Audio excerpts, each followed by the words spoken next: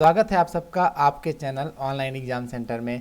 और मुझे ये चौथी वीडियो है जो मैं एनटीएससी के लिए बना रहा हूँ। और मुझे बहुत खुशी हो रही है कि जो मेरे बच्चे हैं वो बहुत मन लगा के पढ़ रहे हैं। और बहुत कमेंट भी पढ़ के बहुत अच्छा लगता है कि बहुत अच्छे अच्छे रिप्लाई उसमें बच्चों के हमें मिलते हैं। और बच्चे बोलते हैं कि सर मुझे बहुत ही अच्छा लगा। तो हमें अंदर से एक मोटिवेशन मिलता है और हम आपके लिए और भी अच्छा करने का प्रयास करते हैं। तो उसी के प्रयास में ही एक अगला स्टेप है कि हम मैथ का यहाँ पर जो दूसरा वीडियो है हम यहाँ पर उसको सॉल्व करने जा रहे हैं। और इस वीडियो में हम 20 क्वेश्चन सॉल्व करेंगे। तो अभी तक अगर आपने चैनल को सब्सक्राइब नहीं किया है, एनटीएससी की आप तैयारी करना चाहते हैं और कर रहे हैं, तो चैनल को बिल्कुल से सब्सक्राइब कर लीजिए। और आपको इससे बहुत ही ज़्यादा फ़ायदा होने वाला है। और हम पूरी तरीके से इसमें तैयारी करेंगे। सभी पार्ट जो है एनटीएससी के उसको कवर करेंगे। यानी 13 दिसंबर से पहले बहुत ही अच्छे से तैयारी करने का मौका मिलेगा आपको। हम कई सारे सैम्पल पेपर भी देंगे जो आप खुद से प्रैक्टिस कर सकते हैं। आपको मॉक टेस्ट के लिंक भी दिए जाएंगे जो आप कर सकते हैं। और ये सारी चीज़ अगर आपको चैनल से नहीं मिलती हैं तो आप हमारे टेलीग्राम चैनल से जुड़ सकते हैं, जिसका लिंक हम डिस्क्रिप्शन में दे देंगे। आप उस पर क्लिक कीजिए, वहाँ पे एनटीएससी 2020 करके आपको ऑप्शन चैनल मिलेगा, आप उससे ज्वाइन हो सकते हैं और हमसे हमेशा कनेक्ट हो सकते हैं। तो चलिए स्टार्ट करते हैं आज का वीडियो। और यहाँ पे देखिए जो पहला क्वेश्चन है कि the number R is termed as rational number if it can be expressed as p by q where p and q are integers and actually जो रेशनल नंबर की डेफिनेशन है आप 6th क्लास से पढ़ते हुए आ रहे हैं और आपको यहाँ पर बहुत अच्छे से इसमें डिफाइन करके दिया हुआ है। तो रेशनल नंबर क्या होता है? Number which can be written in p by q where p and q are the integers and q should be not equal to 0। And in mathematics you knows very well कि हम zero से किसी भी number को divide नहीं कर सकते हैं, क्योंकि anything divided by zero is not defined in math. इस टर्म को अभी तक डिफाइन नहीं किया गया है, इट्स नॉट डिफाइंड। सो क्यों अगर जीरो हो जाएगा तो फिर तो ये नॉट डिफाइंड का टर्म हो जाएगा। तो हम इसको इतना ही बचा के रखते हैं कि पी बाई क्यू हो सके। और इससे रिलेटेड मैं आपको ये बता दूं कि जो जीरो है, कभी कभार आपसे पूछा जाता है क्या जीरो एक रेशनल नंबर है? Yes, 0 is a rational number because 0 can be written in the form by 0/1। ये बहुत ही ज़्यादा कंफ्यूजिंग होता है लोगों को। और क्या -1 एक रेशनल नंबर है? Definitely every number which can be represented on number line is a rational number.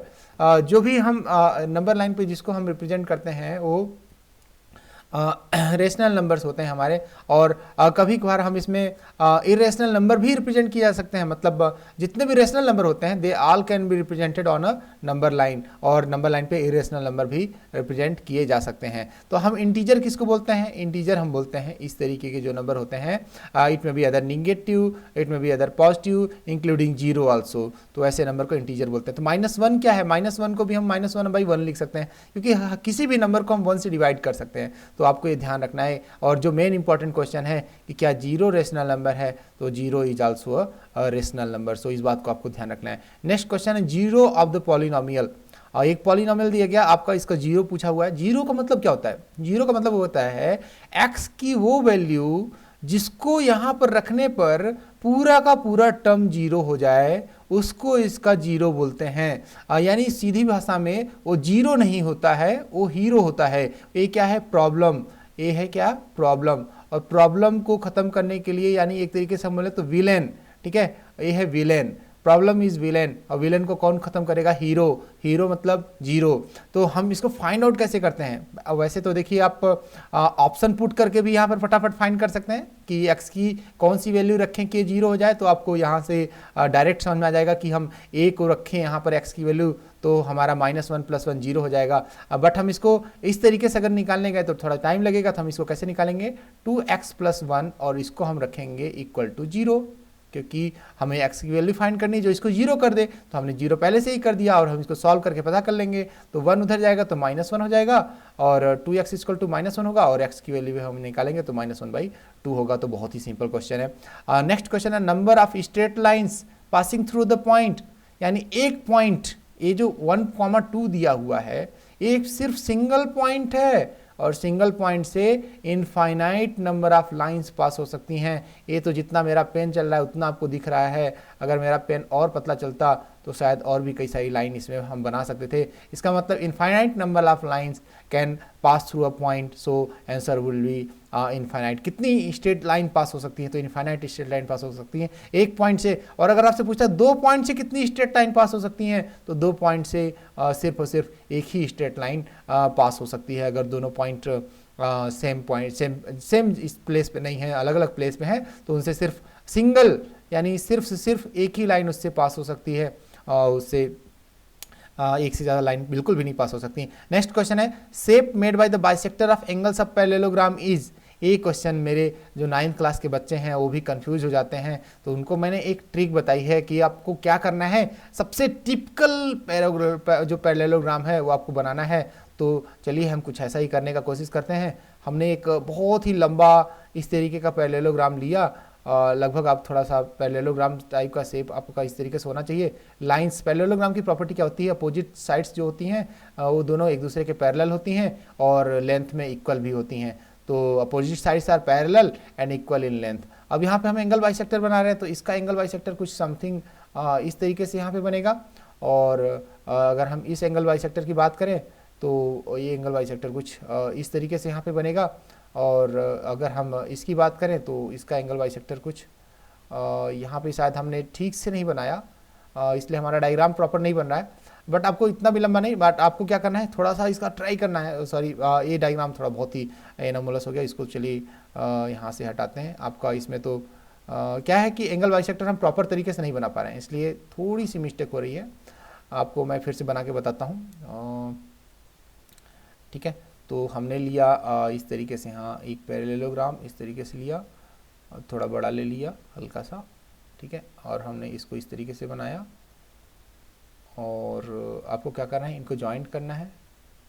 देखिए क्या होता है कि डायरेक्ट आंसर कभी कभार भूल जाता है। This is angle bisector and this is another suppose angle bisector, ये है क्लियर। हमसे एग्जैक्ट नहीं बन रहा क्योंकि हमारा जो पेन है ये मेरे हिसाब से बहुत कम चलता है, अपने हिसाब से ज़्यादा चलता है। तो इस तरीके से अगर हम यहाँ पे बनाएं तो यू कैन सी कि जो इनके जो एंगल बाइसेक्टर हैं वो क्या बना रहे हैं। तो वो यहाँ पे लगभग एक रेक्टेंगल का फॉर्मेशन करते हैं। आपको थोड़ा स्क्वायर जैसा दिख रहा हो, बट अगर आप इसको और लेंदी कर दें तो आपको ये रेक्टेंगल ही दिखेगा, क्लियर। तो ये रेक्टेंगल का फॉर्मेशन करते हैं। जो पैरेललोग्राम बनाता है वो क्या बनाता है, रेक्टेंगल बनाता है। और अगर हम यहाँ पे बात करें जैसे कि एंगल बाइसेक्टर की बात करें तो इसका आपको याद रखना होगा। अगर आपको याद होता है तो ठीक है, नहीं तो आप कोई भी एक रैंडम फिगर बना के उसको ट्राई कर सकते हैं और आपसे बिल्कुल बन जाएगा। और कभी कभार आपसे इस तरीके से भी क्वेश्चन पूछे जाते हैं कि अगर हम मिड पॉइंट्स को ज्वाइन करें तो क्या बनेगा, ठीक है। अगर हम मिड पॉइंट्स को ज्वाइन करें यानी इनके मिड पॉइंट्स को ज्वाइन करने की अगर बात की जाती तब फिर उस कंडीशन में क्या बनता, तो उस कंडीशन में भी आपको यहाँ पर रेक्टेंगल ही मिलेगा। उस कंडीशन में भी आपको यहाँ पर रेक्टेंगल ही मिलेगा। एंगल बाइसेक्टर में भी आपको रेक्टेंगल मिल रहा है और साथ में आपको इस तरीके से अगर आप इनको ज्वाइन करेंगे तो भी आपको यहाँ पर रेक्टेंगल मिलेगा। और अगर रोम्बस के मिड पॉइंट्स को ज्वाइन करेंगे, अगर आप रोम्बस के मिड पॉइंट को ज्वाइन करेंगे तो आपको यहाँ पर स्क्वायर मिलेगा, ठीक है। रोम्बस के मिड पॉइंट को ज्वाइन करने पे आपको स्क्वायर मिलेगा। तो ये सारी डिटेल आपको पता होना चाहिए, क्लियर। चलते हैं नेक्स्ट क्वेश्चन में। If sides of each cube is 3 centimetre then the volume of this given figure. Each cube की साइड 3 सेंटीमीटर है तो इसका एक क्यूब का वॉल्यूम कितना हो जाएगा। वॉल्यूम क्या होता है, length into breadth into height. अगर क्यूब है तो ये तीनों सेम होती हैं तो उस केस में हम एल क्यूब लिखते हैं। तो एक क्यूब का वॉल्यूम कितना हो जाएगा, एक क्यूब का वॉल्यूम हो जाएगा 3 इंटू 3 इंटू 3 यानी लगभग क्या 27 ही हो जाएगा। 3 का नौ सकता, ओके 27 हो जाएगा, ठीक है। 27 सेंटीमीटर क्यूब, क्योंकि 3 बार मल्टीप्लिकेशन हो रहा है सेंटीमीटर का। और कितने क्यूब हैं, 1 2 3 4 5 6 7 8 9 10 11 12 13 14 15। तो हम यहाँ पर अगर मल्टीप्लाई करें 15 से, इस एक क्यूब के वॉल्यूम को हम 15 से मल्टीप्लाई करें, यानी अगर हम 27 मल्टीप्लाई बाई 15 करें तो अब देखिए फास्ट कैसे करना है। आपको ज़रूरी नहीं है कि आप पूरा मल्टीप्लाई करें, आप लास्ट के डिजिट को मल्टीप्लाई करें, कितना आएगा 5 आएगा। 7 गुना 35 होता है, लास्ट में 5 आएगा तो और ऑब्वियस बात है कि वैल्यू 15 से तो बड़ी होगी। और ऑप्शन देखते हैं कि किसके किसके लास्ट में 5 है। तो यहाँ पर देखिए एक डी ऑप्शन है और एक सी ऑप्शन है। सी ऑप्शन में तो अकेले 15 ही है और उसमें हमको 27 का मल्टीप्लाई करना है, तो ऑब्वियस है 15 तो नहीं आएगा। और ये दोनों आंसर के लास्ट में 5 ही नहीं है, तो ये तो ऑलरेडी बाहर हो गए। तो फिर सही आंसर कौन सा होगा? सही आंसर आपका यहाँ पर डी वाला होगा। क्लियर? आपको इस बात को ध्यान रखना है, बहुत ही अच्छे से इसको समझ के चलना है। नेक्स्ट क्वेश्चन है हमारा कि हीरोज फार्मूला कौन सा है? हीरोज फार्मूला बहुत ही सिंपल है। आपके यहाँ पर 9th क्लास में भी है और यहाँ पर आपको 10th क्लास में भी कहीं कहीं यूज होने को मिल जाता है। तो आपका हीरोज फार्मूला बी है, आपको बहुत ही अच्छे से आता होगा। और यहाँ पे अगर एस की बात करें तो s semi perimeter of triangle होता है, यानी a plus b plus c divided by यहाँ पर 2 करें तो हमारा यस मिलता है। क्लियर? तो इसको हम बोलते हैं सेमी पेरीमीटर। ठीक है, इसको हम बोलते हैं semi perimeter. S is semi perimeter.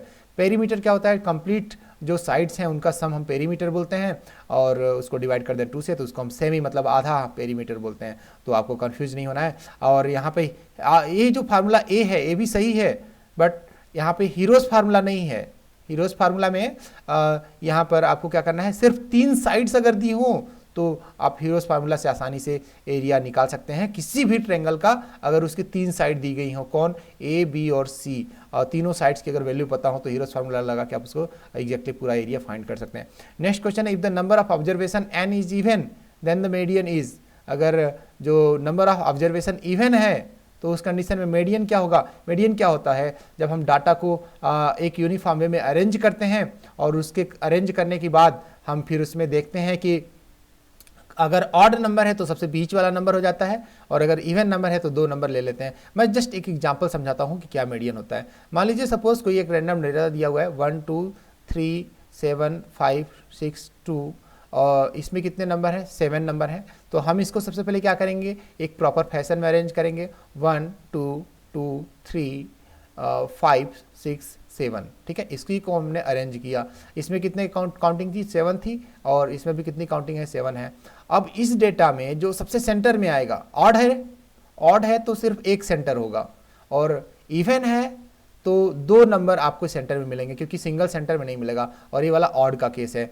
तो हम अगर देखें 3 इधर गायब कर दें, 3 इधर गायब करें तो बीच में जो मिलता है वही मीडियन होगा। तो ये हमारा 3 यहाँ पे मीडियन हो जाता है। और अगर हम बात करें कौन सा टर्म होगा तो मान लीजिए यहाँ पे 7 टर्म थे तो ये वाला कौन सा टर्म है? 4th टर्म है। तो हम क्या करते हैं, ऑड के केस में अगर n नंबर ऑफ टर्म्स हैं तो जो मीडियन होता है वो n या यहाँ पे n plus 1 divided by 2th number जो होता है उसी को हम क्या बोलते हैं, वही हमारा मीडियन होता है। बट अगर इवन नंबर्स हैं तो क्या होता, मान लीजिए इसमें से एक 2 को हम गायब कर दें, तब इस डाटा का अरेंजमेंट कैसा हो जाएगा?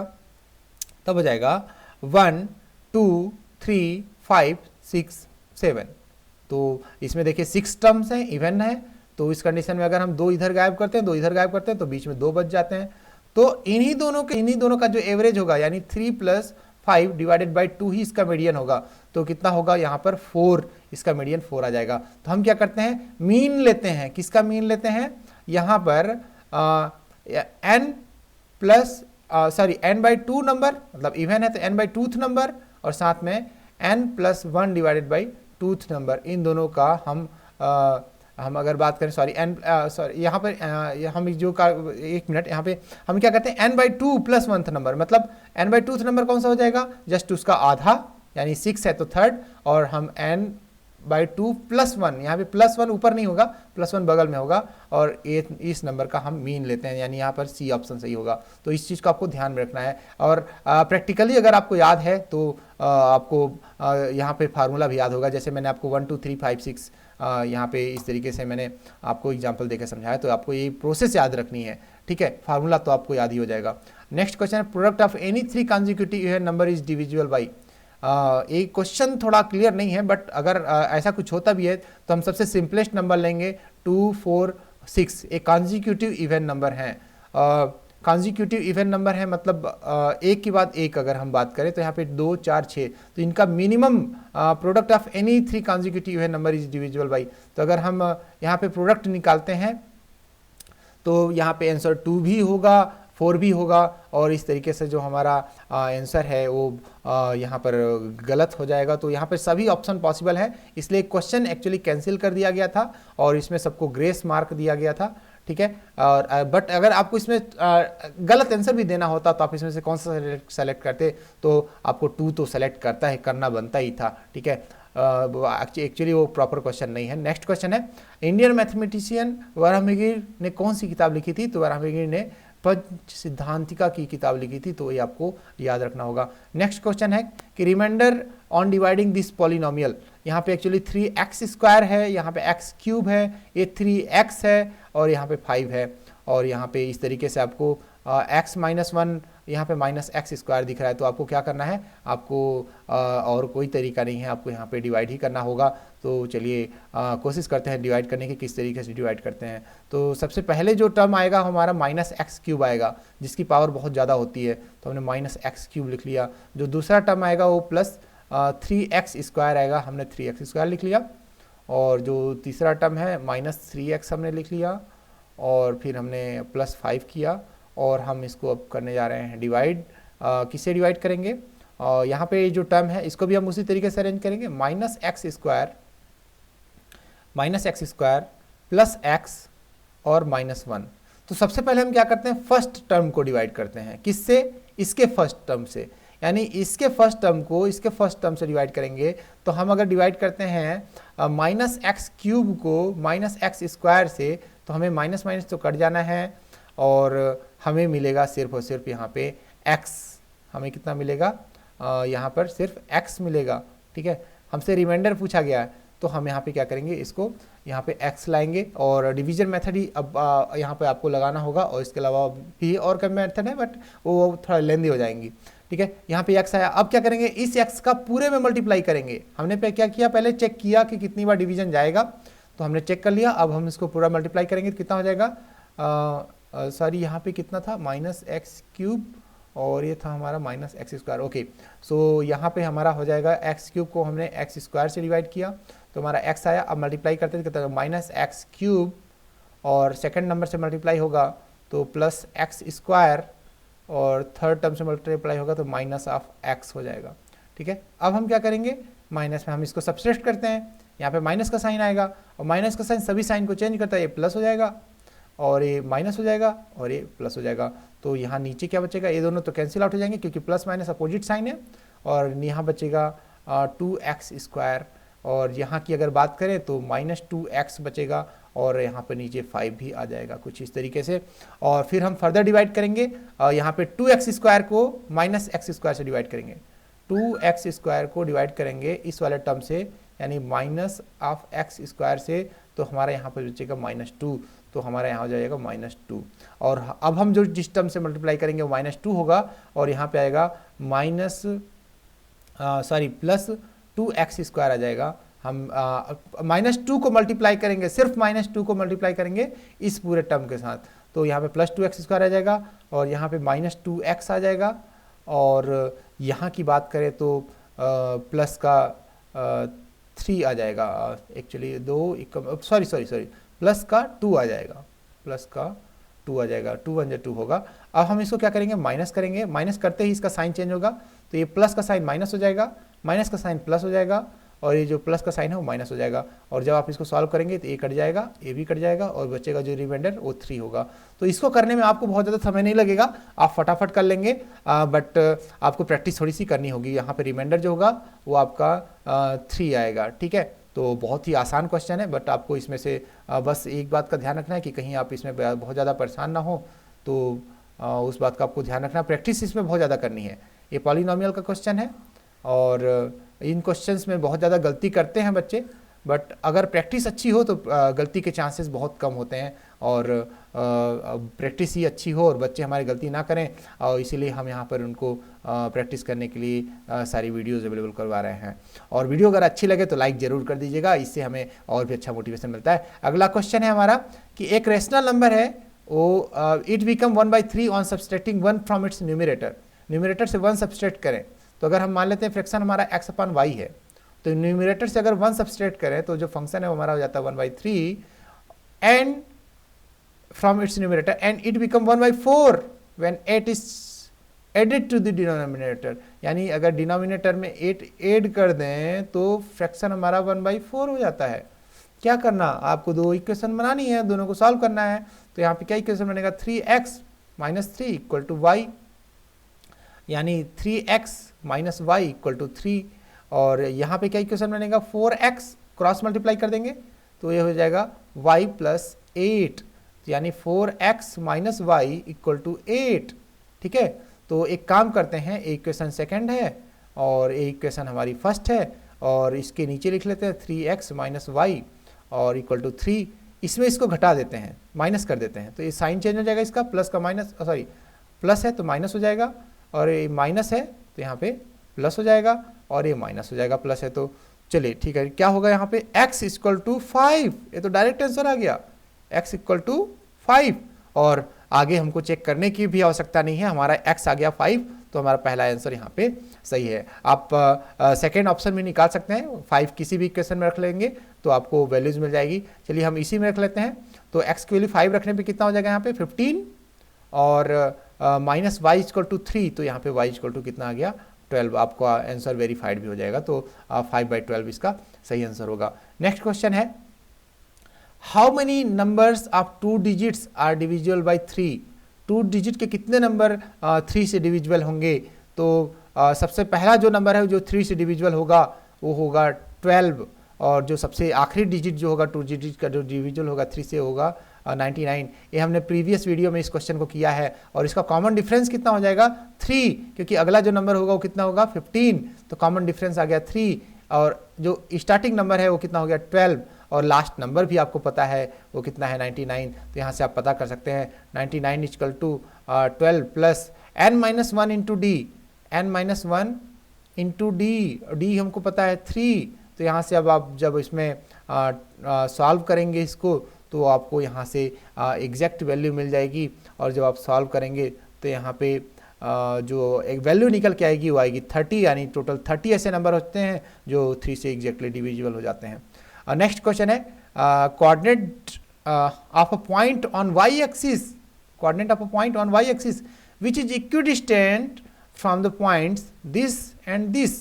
दो पॉइंट दिए गए हैं और आपको एक ऐसे कोऑर्डिनेट, एक पॉइंट के ऐसे कोऑर्डिनेट निकालने हैं जो वाई एक्सिस पे हो, वाई एक्सिस पे हो, यानी एक्स एक्सिस की वैल्यू क्या होगी 0।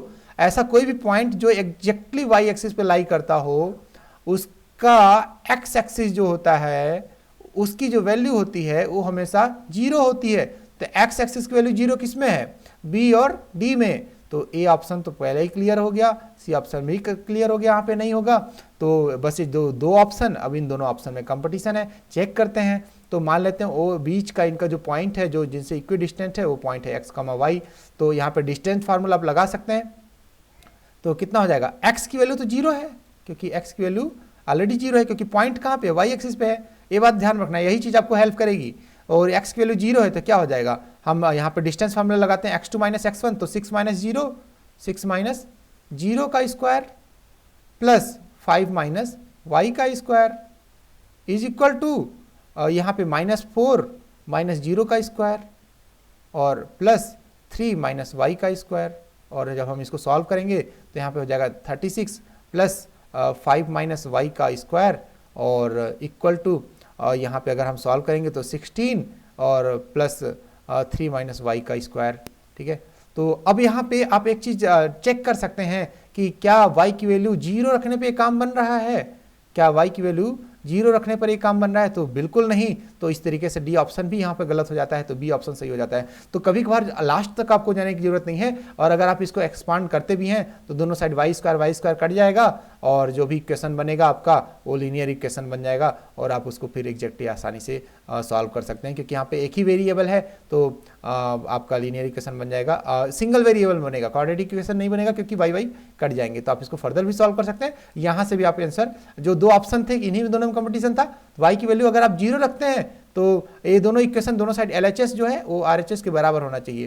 तो जो स्मार्ट बच्चे होते हैं वो इस तरीके से अब पहले ही क्वेश्चन का सॉल्यूशन पा जाते हैं और उनको बहुत ज़्यादा टाइम इसमें नहीं लगता है। और नेक्स्ट क्वेश्चन है यहाँ पे sec a multiplied with 1 minus sine a multiplied with sec a plus tan a।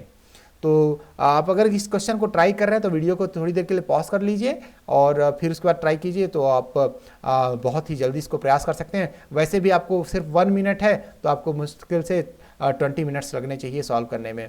But जब आप वीडियो को देख रहे हैं तो हो सकता है थोड़ा बहुत आपको लंबा समय लगे। और अगर आपने सॉल्व कर लिया है तो वीडियो को जस्ट क्लिक करके थोड़ा फॉरवर्ड भी कर सकते हैं और इसमें कोई दिक्कत नहीं होगी आपको। यहाँ पे इसका सॉल्यूशन निकालने का कोशिश करते हैं। तो देखिए क्या है कि this is 1 minus sine a, this is sec a, this is 1 minus sine a. और यहाँ की अगर बात करें सेक ए को हम क्या लिख सकते हैं, 1 अपॉन कॉस ए लिख सकते हैं, और इसको साइन अपॉन कॉस ए लिख सकते हैं। ठीक है, तो इसको जब सॉल्व करेंगे बेस सेम है तो जो न्यूमरेटर है ऐड हो जाएंगे, तो क्या हो जाएगा यहाँ पे, हम इसी को आगे करते हैं यहाँ पे। तो सेक ए यहाँ पे हो जाएगा 1 minus sine A into 1 plus sign a और डिवाइडेड बाई कॉस ए हो जाएगा। और सेक ए डिवाइडेड बाई कॉस ए, जो 1 अपॉन कॉस ए जो होता है ऊपर जाएगा तो क्या हो जाएगा, यहाँ से जब हटेगा तो यहाँ पे हो जाएगा सेक ए। और ध्यान से देखिए सेक ए इंटू सेक ए कितना हो जाएगा, सेक स्क्वायर ए। और अगर इस ब्रैकेट की बात करें तो कितना हो जाएगा, 1 माइनस साइन स्क्वायर ए प्लस बी इंटू ए माइनस बी। और 1 माइनस साइन स्क्वायर ए क्या होता है, आपने वो फार्मूला पढ़ा होगा, sine square theta plus cos square theta equal to 1। उसी फार्मूले से आप ध्यान से देखें तो 1 माइनस साइन स्क्वायर थीटा क्या होता है, कॉस स्क्वायर थीटा होता है। तो सेक स्क्वायर ए इंटू कॉस स्क्वायर ए हो जाएगा। और देखिए कॉस और सेक क्या होते हैं एक दूसरे के, यहाँ पर जब मल्टीप्लाई करते हैं तो उन दोनों का वैल्यू 1 होता है, तो 1 का स्क्वायर हो जाएगा और वो भी यहाँ पे क्या होगा 1। तो इसका जो सही आंसर होगा वो आपका सी आंसर होगा, 94 का जो आंसर होगा वो होगा यहाँ पे 1। नेक्स्ट क्वेश्चन है कि length of a minute hand clock is 14 centimetre. Minute hand clock की जो लेंथ है वो कैसी ही कितनी है, वो हमारी है 14 सेंटीमीटर। क्लियर। और कितने डिग्री का एंगल बना रही है, 5 मिनट का एंगल बना रही है। आपको पता होना चाहिए कि जो 60 मिनट हैं वो पूरा एक चक्कर में कंप्लीट हो जाता है, कंप्लीट सर्कल बना लेता है 60 मिनट। यानी 60 मिनट जो कंज्यूम करता है वो कितने डिग्री एंगल बनाता है सेंटर पे, 360 डिग्री। 60 मिनट जो होते हैं वो 360 डिग्री का एंगल बनाते हैं सेंटर पे। तो 1 मिनट कितने का बनाता है, 1 मिनट बनाता है 360 डिवाइडेड बाई, यहाँ पे हम अगर हम 60 कर दें तो हमें आंसर मिल जाएगा कि जो 1 मिनट है वो 6 डिग्री का एंगल बनाता है। 1 मिनट 6 डिग्री का एंगल बनाता है। और यहाँ पे 5 मिनट की बात की गई है तो हम इसमें 5 का मल्टीप्लाई कर देंगे, 5 इंटू 1 मिनट, तो उसी हिसाब से डिग्री भी मल्टीप्लाई हो जाएगा, 5 इंटू 6 डिग्री, यानी टोटल 30 डिग्री का एंगल बनेगा सेंटर पे। तो हम यहाँ पे देख लेते हैं क्या बन रहा है। इस तरीके से कुछ मान लेते हैं सर्कल का पार्ट है, तो यहाँ पे कितने डिग्री का एंगल बन रहा है सेंटर पे, 30 डिग्री का। और रेडियस कितनी दी हुई है, 14 सेंटीमीटर रेडियस दी हुई है। मान लेते हैं सपोज कि ये कंप्लीट एक सर्कल होता, आपने वैसे मैथ में पढ़ा होगा बट हो सकता है कई जगह लॉकडाउन की वजह से आगे कोर्स सिलेबस ना कंप्लीट हुआ हो। तो मान लेते हैं कि ये सेंटर है, सपोज सेंटर मेरा लग नहीं रहा है बट आप सपोज कर लीजिए कि सेंटर है, और ये जो सेंटर है यहाँ पे एंगल बन रहा है और ये 14 सेंटीमीटर की रेडियस है। अगर ये रेडियस पूरा घूमती तो कितने का एरिया बनाती, पूरा एरिया कितना होता, 360 डिग्री अगर घूमती तो 360 डिग्री में पाई आर स्क्वायर एरिया बनता। 360 डिग्री पूरा एंगल, सेंटर पे कितने का एंगल बनता है, यहाँ से 360 डिग्री का एंगल बनता है। बट 1 डिग्री का हम निकालें तो कितना होगा, pi are square divided by 360 degree. But हमें 1 डिग्री में इंटरेस्ट नहीं है, हमें कितने में इंटरेस्ट है, 30 डिग्री में है। तो हम इसी को 1 डिग्री में कितना एरिया शिफ्ट करती है घड़ी की सुई, इतने में, मिनट की सुई। तो 30 डिग्री में कितना करेगी, तो हम इससे 30 मल्टीप्लाई करते रहते हैं। तो 30 into pi are square divided by 360। तो हम यहाँ पे जब इसको इस तरीके से कट करेंगे तो 3 1 जा 3, 3 2 जा 6। और हम यहाँ पे आर की वैल्यू अगर रखते हैं, पाई की वैल्यू रखते हैं तो क्या हो जाएगा, पाई की वैल्यू रखेंगे तो 22/7, आर की वैल्यू है 14 और इसकी वैल्यू 14। तो और इसको हम डिवाइड कर रहे हैं किससे, 12 से, तो 7 भी नीचे ही आ जाएगा। ठीक है, तो 7 2 जा, और अगर 4 से डिवाइड करें, 4 से नहीं 2 से करें तो 2 6 जा, 2 7 जा, 2 3 जा, 2 11 जा। और जब आप इसको मल्टीप्लाई करेंगे तो आपका आंसर आएगा यहाँ पर 154 डिवाइडेड बाई 3। तो इस तरीके से फाइंड आउट कर सकते हैं। मेन जो चीज़ है वो आपकी मेथड है। आई होप कि मेथड आपको बहुत अच्छी लगी होगी। और कभी कभार जो बच्चे पूरा फार्मूला जिनको याद नहीं होता, कभी कभार भूल जाते हैं कि तो सेगमेंट या सेक्टर का क्वेश्चन है और इसको हम किस तरीके से सॉल्व करेंगे, तो ऐसा बिल्कुल भी नहीं है। आपको अगर बेसिक कॉन्सेप्ट आते हैं तो आप कोई भी क्वेश्चन सॉल्व कर सकते हैं। जैसे कि प्रॉफिट एंड लॉस में आपको फार्मूले अगर नहीं आते हैं, किस तरीके से हम प्रॉफिट का फार्मूला, लॉस का फार्मूला या कैसा कुछ है, तो भी आप प्रॉफिट एंड लॉस के सारे क्वेश्चन सॉल्व कर सकते हैं। उसी तरीके से यहाँ भी आप सॉल्व कर सकते हैं। नेक्स्ट क्वेश्चन है mean of the first N natural number is. First N natural number का मीन क्या होगा?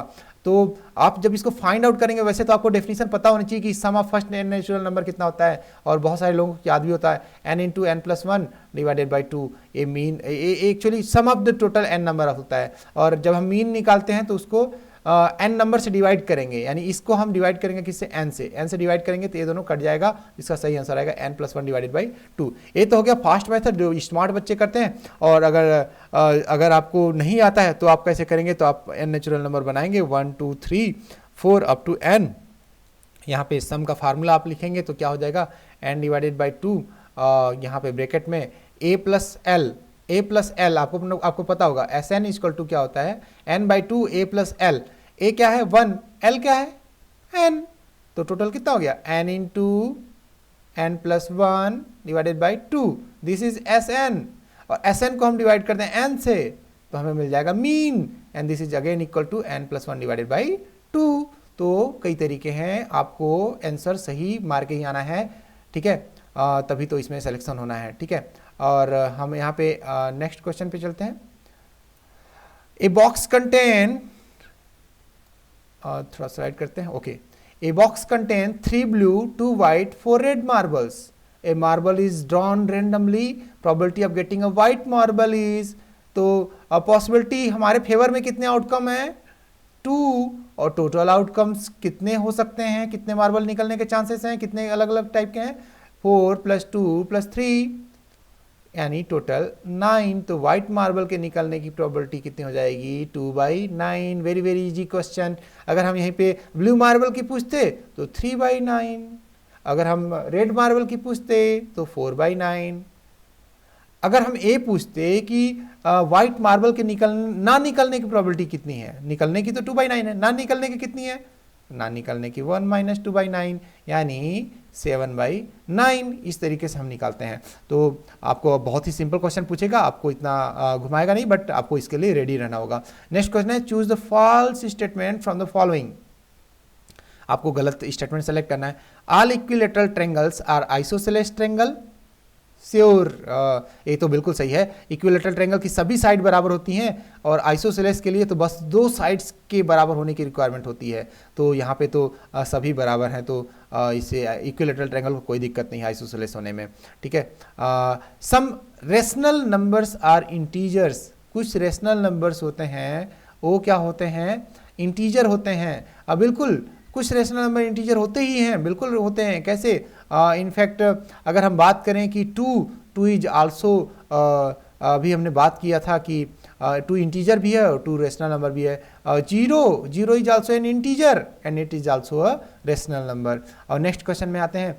All integers are not rational number. ये गलत है।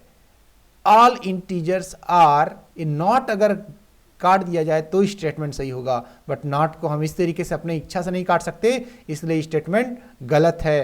तो इसका जो सही आंसर होगा वो सी होगा, क्योंकि इसने पूछा है कि कौन सा गलत है, तो हमारा गलत यही होगा क्योंकि इसने नॉट वर्ड का इस्तेमाल किया है। क्योंकि all integers are rational number मैंने आपको बताया है, क्योंकि हम सभी इंटीजर्स को 1 से डिवाइड कर सकते हैं। बट डी ऑप्शन एक बार चेक कर लेते हैं। Some isosceles triangles are equilateral triangles. Okay, इसमें सम लिखा है और इसमें आल लिखा है, तो इक्विलेटरल को आल होने में कोई दिक्कत नहीं है। आइसोसेलेस को, कुछ आइसोसेलेस को यहाँ पर इक्विलेटरल होने में भी कोई दिक्कत नहीं है, क्योंकि कुछ में तो कुछ भी पॉसिबिलिटी होती हैं। तो यहाँ पे जो सी ऑप्शन है वो यहाँ पे गलत ऑप्शन है। आपको सबसे फाल्स स्टेटमेंट चूज करना होगा। नेक्स्ट क्वेश्चन है angle of elevation of a tower from a point at a distance 15 metre from the foot of the tower is 60 degree. यानी एंगल ऑफ एलिवेशन यहाँ से कितना दिया हुआ है? 60 डिग्री दिया हुआ है टावर का, ठीक है? और टावर कितने दूर है यहाँ से? फुट से 15 मीटर दूर है। तो टावर की हाइट कितनी होगी, बिल्कुल आप tan थीटा निकाल लीजिए और जो tan 60 होगा और उसकी वैल्यू होगी h/15 और आप जब h की वैल्यू फाइंड आउट करेंगे तो होगी 15 tan 60 और tan 60 डिग्री, तो यहाँ पे tan 60 की वैल्यू √3 तो 15 √3 आपका जो होगा वो सही आंसर होगा। इस तरीके से आप देख सकते हैं। और नेक्स्ट क्वेश्चन है हमारा कि n term of a list of number is given by this S an is given as 3 + 2n 3 + 2n। इस तरीके से आपको nth टर्म ऑफ AP दिया हुआ है, ठीक है। तो सम ऑफ फर्स्ट 24 टर्म्स क्या होगा, तो आप इससे ऐसा an दिया हुआ है ना, तो आप इसे a1 निकाल लीजिए क्योंकि हमें a1 चाहिए। तो कितना हो जाएगा 3 + 2 × 1 दिस मीन 5 और हमको कॉमन डिफरेंस चाहिए तो हमें a2 भी चाहिए, हम a2 भी निकाल लेते हैं। 3 प्लस यहाँ पे 2 × 2 तो हो जाएगा 7। तो यहाँ पे कॉमन डिफरेंस कितना आ गया, कॉमन डिफरेंस क्या होता है हमारा a2 - a1 यानी 7 - 5 यानी हमारा यहाँ पे आ गया 2।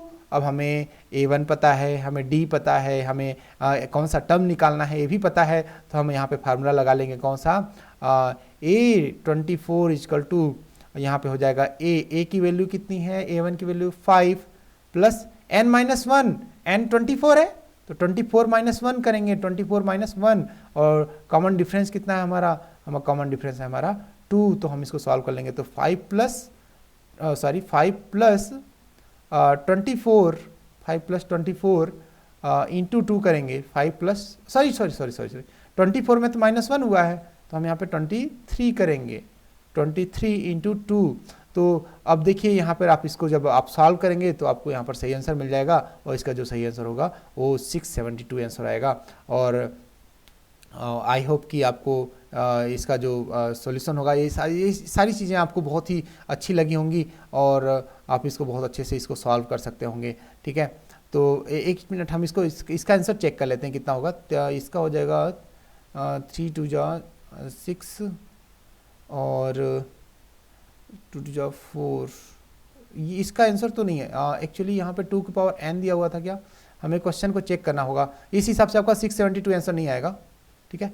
सॉरी ये तो हम an निकाल रहे थे, ठीक है, an निकाल रहे थे, चलो ठीक है। नहीं हमको तो SN निकालना हुआ है, nth term of AP is ना find the sum of 24 term, sorry sum निकालना है तो आपको सम का फार्मूला लगाना होगा।